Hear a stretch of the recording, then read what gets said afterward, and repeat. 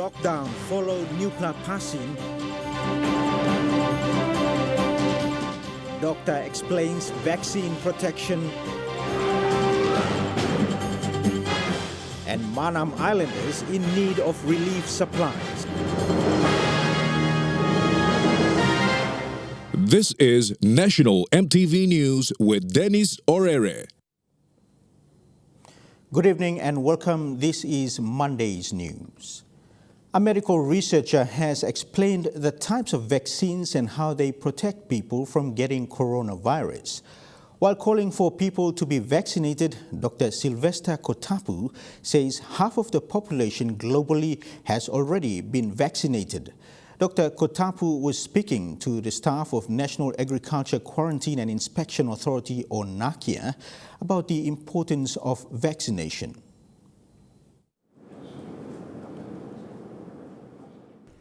Last week, Dr. Sylvester Kotapu, a medical researcher, was invited to speak to the staff of NAQIA about the importance of vaccination. The doctor encouraged the staff to be vaccinated, saying almost half of the global citizens have been vaccinated. He says the vaccines protect people from getting the virus. Those people who get certain makeup in terms of your health instead of your physical fitness, when this disease does come into you, you are more likely to go. You're 66% likely to get into the severe respiratory. That is why whoever has got this disease, this makeup, Dr. Kotapu is telling you, let's go and get the vaccines. The doctor further went on to explain the types of vaccines that are available for the people, and that includes AstraZeneca, Moderna, Pfizer, and Johnson & Johnson. The doctor says while the vaccines can protect the people from getting the virus, some vaccines are not 100% effective, and that means people with underlying conditions can still contract the virus. 94%. The 4% will you still, in the world, in the science and in the whatever, that's never a concrete thing. You still have people who's going to die. But that is 4 or 5%. You still have to die. The doctor further explained the genetic components of the vaccine and how it helps boost the immune system. But there are side effects to the vaccines, and that includes fever, fatigue, headache, muscle pain, chills, and diarrhea. The doctor says these are normal. Dr. Kotapu, I will not call those one side effects. I will call that one as the sign of actually doing work. It is now processing and doing the immunity. Some common questions were also answered, and that is why vaccines are produced in a short period of time compared to other vaccines. The doctor says the coronavirus family has been affecting people for many years, and medical experts have been studying the virus. The control in ensuring safety straight to the user, a lot of points of check and balances are there. Ladies and gentlemen, we are dealing with something that is completely safe. And this is what the leading world is saying. And that is what Prime Minister of Australia has been advised. Rayon Lakingu National, EMTV News. Mosby Northwest MP Lohia Boy Samuel has been vocal about improving the lives of people in his electorate. On Sunday, the member visited the Keasu settlement in Gerehu and Morata 1 communities to discuss projects that can benefit them.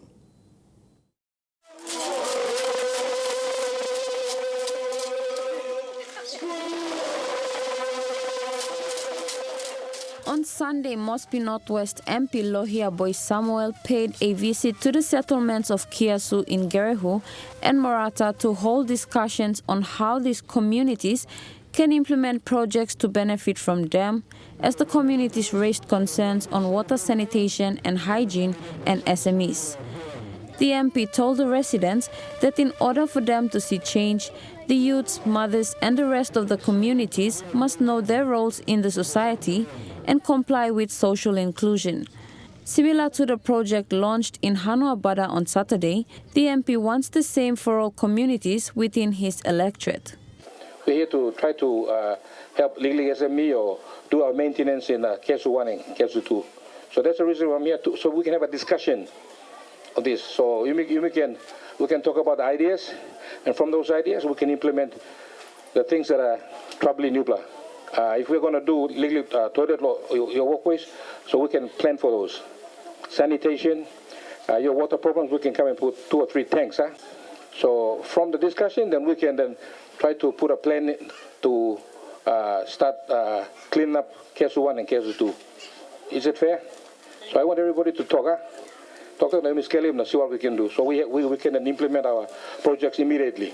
According to the Mosby Northwest MP, discussions for the implemented projects is to engage mothers in SME businesses where they are able to earn through poultry, piggery or sewing business, while the youths can earn by helping to implement wash projects within the communities.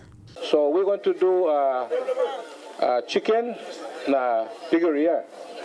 So if I sit down this coming week, so you have a meeting, you write a plan. I don't want a proposal from one person. Give it to me so we pay that guy so everybody making money. Yeah. We're going to do it as a team. After the discussions were made to officiate projects that will be implemented soon, work is expected to commence in a few weeks' time when the MP returns back from the COP26 conference in Scotland. Thank you for the groundbreaking. Jamie Harrow, National MTV News.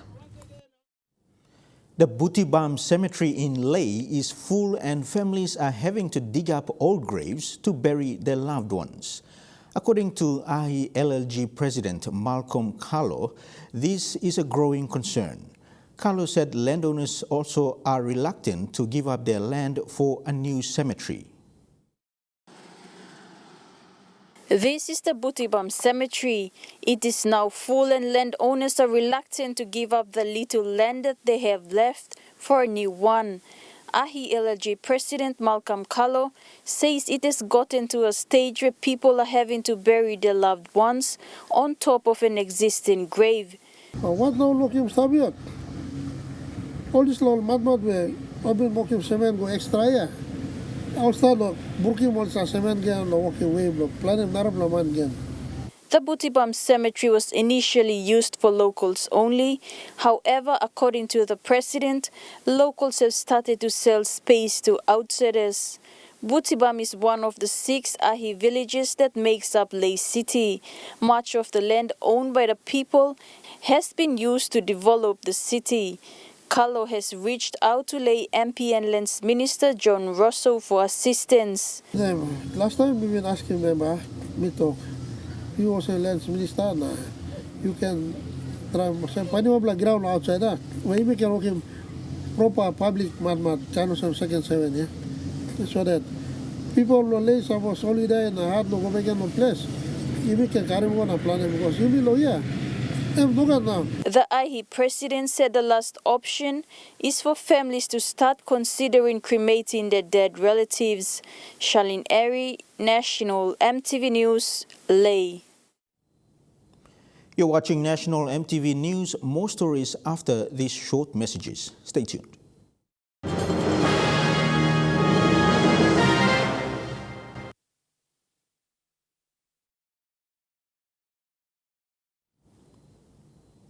Welcome back to the news. Following intense discussions and consultation with key stakeholders in the city, as well as with the national government over the past week, NCD authorities have finally decided not to go into lockdown.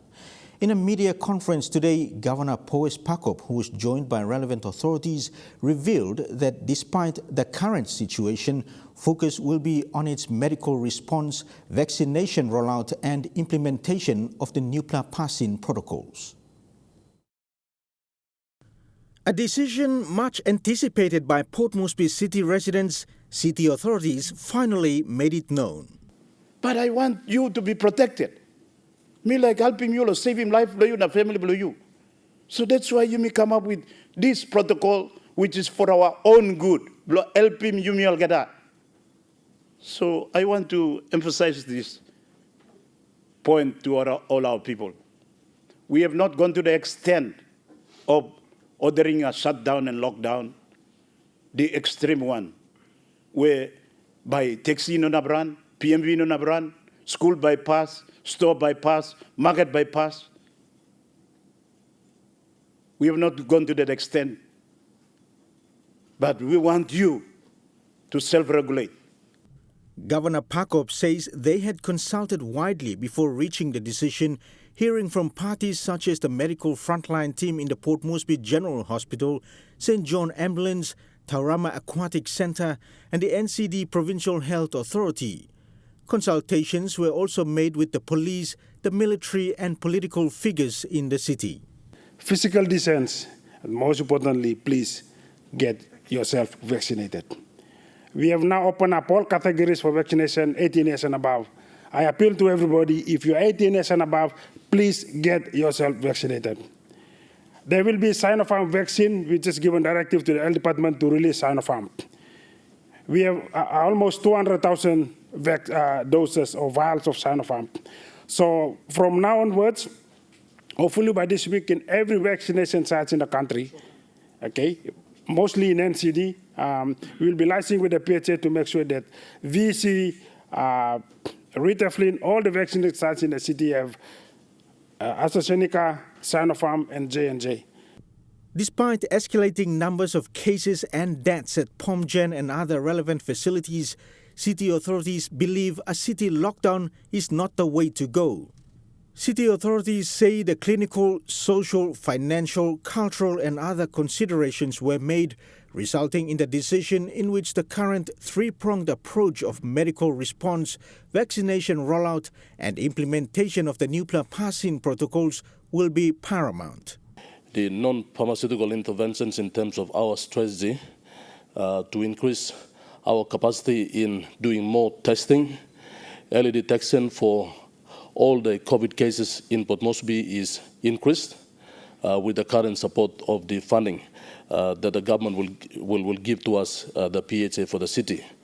The other important thing for us, NCD, is we will increase the testing sites within all our facility in the city to be able to make sure that we have more people coming in to get the testing for COVID so we can provide isolation for them.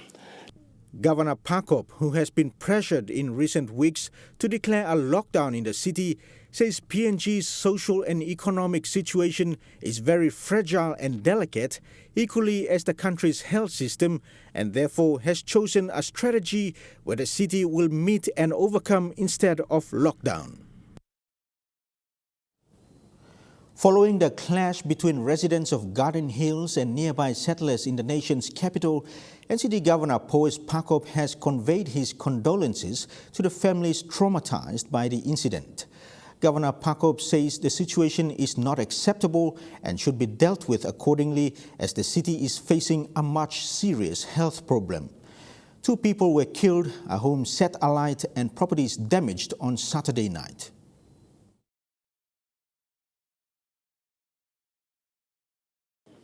Tragic situation at Garden Hills. This is what I want to say in that regard. That firstly, on behalf of the city and the commission, I want to offer our condolence and sympathy to the families who have been traumatized and lost loved ones as a result of this completely unnecessary killings and banning and incident that is totally unacceptable at this time and any other time, especially at this time when we are faced with a major health challenge in our city. I want to also state very clearly our condemnation of this type of activity. It's not acceptable, this type of behavior. Stealing from the neighbors and attacking each other, engaging in this type of tribal or ethnic conflict, where this time it's like random in the sense that it's not targeted at a particular ethnic group, but generally at a community. It's totally unacceptable. The Juwaka Provincial COVID-19 Task Force Committee say they are controlling the transmission of COVID-19 in the province. Committee Chairman and Provincial Administrator Stefan Wusik said this is because of their early awareness and preparedness.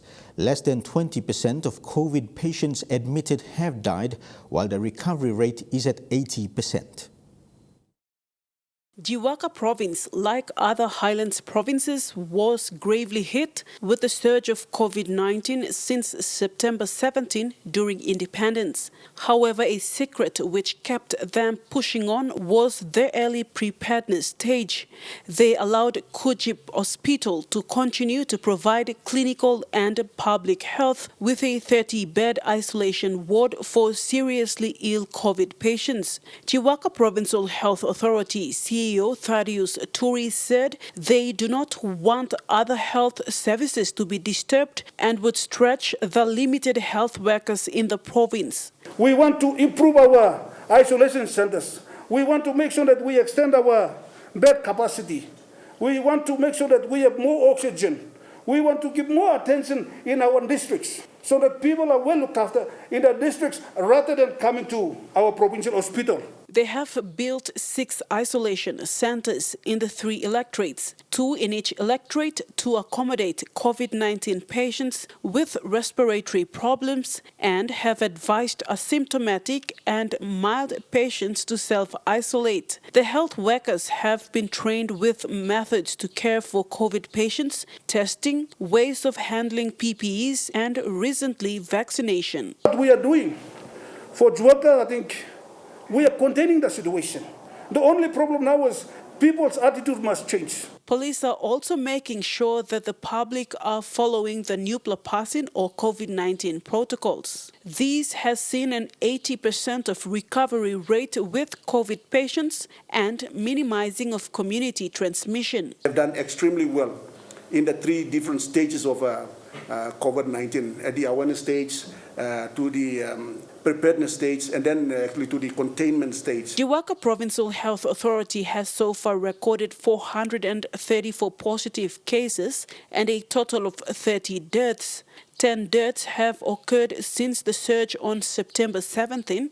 However, those who died at home are not recorded. JPHA CEO Thaddeus Turi confirmed that most of the deaths were from imported cases and only 6 deaths were from local transmission. They're all reported imported cases coming into Jiwaka. They got COVID-19, so they're admitted to Kujip Hospital or in other health facilities that we have, the isolation centers that we have. Meanwhile, 96% of the Provincial Health Authority staff have been vaccinated. They have also recorded a vaccination rate of 1,000 per day by the public since September 17. Vasanata Yama, National EMTV News, Mount Hagen. Communications Minister Timothy Massieu has acknowledged Australian telecommunications company Telstra's intention to purchase Digicel Pacific. In a statement today, Minister Massieu says he has received a co-signed letter from Telstra CEO and Managing Director Andrew Penn and Telstra International CEO Oliver Camplin-Warner, formally advising him. Minister Massieu says with the terms of the sale now settled, he expects the regulatory processes to be invoked by Telstra International and Digicel.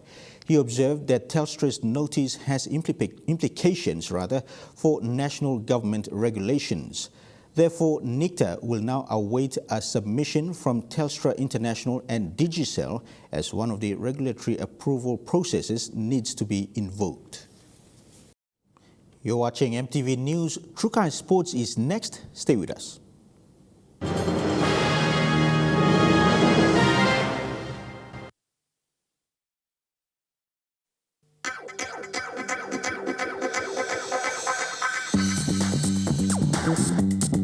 Trukai Sports.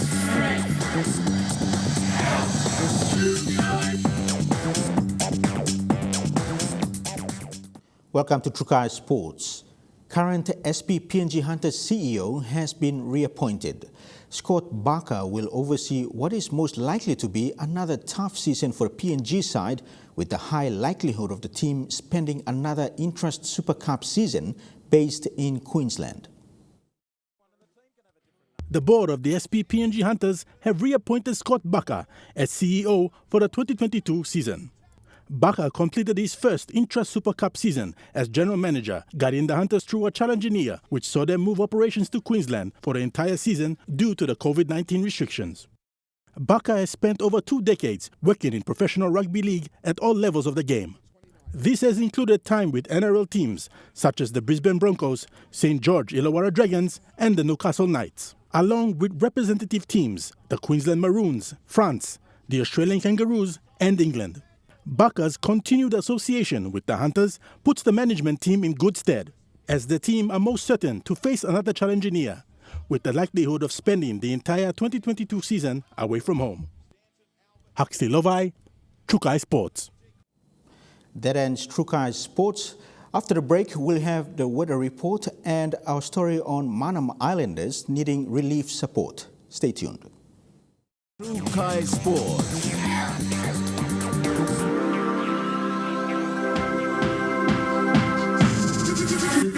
Trukai Sports. This weather update is proudly brought to you by MoneyPlus, with you always.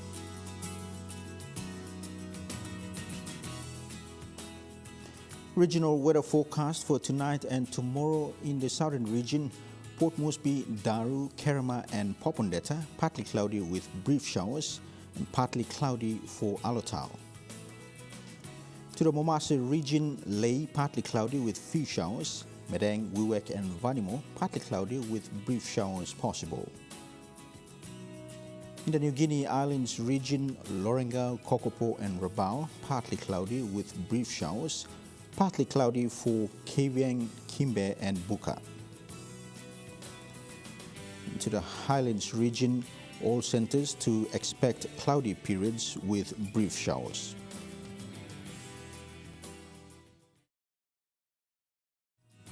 The weather update was proudly brought to you by MoneyPlus, with you always.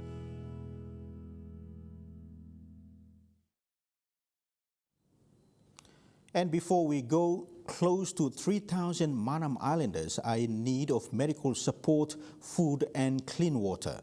This comes after their food gardens and water sources were destroyed by ashfall when the volcano erupted last week.